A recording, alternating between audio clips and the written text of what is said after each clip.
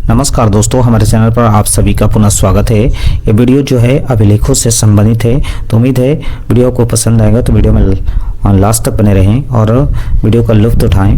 Video अच्छा और informative लगे तो हमारे चैनल को लाइक, सब्सक्राइब और शेयर करना नहीं भूलें। तो चलिए शुरू करते हैं। अभिलेख जो है वो पत्थर, धातु या मिट्टी जैसे किसी कठोर सतह पर उत्कीर्ण किया गया एक अस्थायी लेख होता है, जिसे अभिलेख कहा जाता है। इसका उद्देश्य किसी घटना, आदेश, दान या अन्य महत्वपूर्ण जानकारियों को दर्ज करना होता है। इन्हें आमतौर पर ऐतिहासिक दस्तावेज के रूप में इस्तेमाल किया जाता है।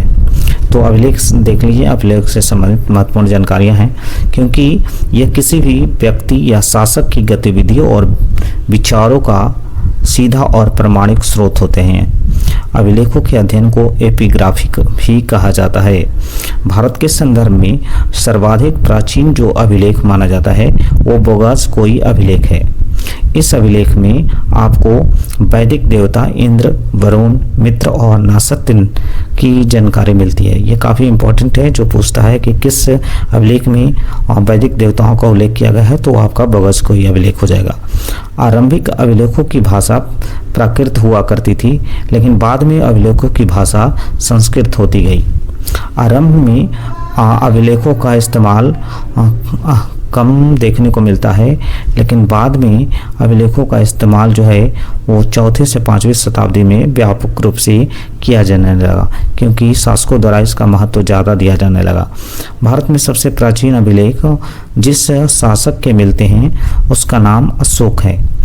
अशोक के जो अभिलेख हैं वो काफ़ी ज़्यादा महत्वपूर्ण माने जाते हैं ऐतिहासिक दृष्टि से। अभिलेख कठोर और अस्थायी चीज़ों पर लिखे जाते थे।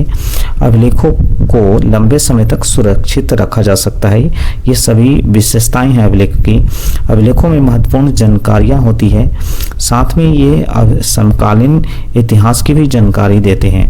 अभिलेखों से आपको लिपि और भाषा का भी ज्ञान होता है, यानी अभिलेखों द्वारा प्राचीन भाषा और लिपि का भी जानकारी आपको मिलेगी कि उस दौरान अभिलेखों की भाषा क्या थी और उस समय उनकी लिपि क्या हुआ करती थी।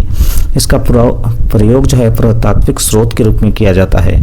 सबसे बड़ा अभिलेख जो है वो अशोक का 13वां शिलालेख है। इसमें जो है वो कलिंग युद्ध का वर्णन है, साथ में अशोक के हृदय परिवर्तन की भी बात इसमें कही गई है। तो अभिलेख से संबंधित ये महत्वपूर्ण चीज़ें हैं। अब देखते हैं कि अभिलेख और शिलालेख क्या ये दोनों एक ही चीज़ है? तो नहीं, अभिलेख और शिलालेख दोनों अलग अलग चीज़ें हैं। अभिलेख किसी भी प्रकार के कठोर चीज़ों पर लिखे जाते थे, जबकि शिलालेख केवल पत्थर या चट्टानों पर ही लिखे जाते थे।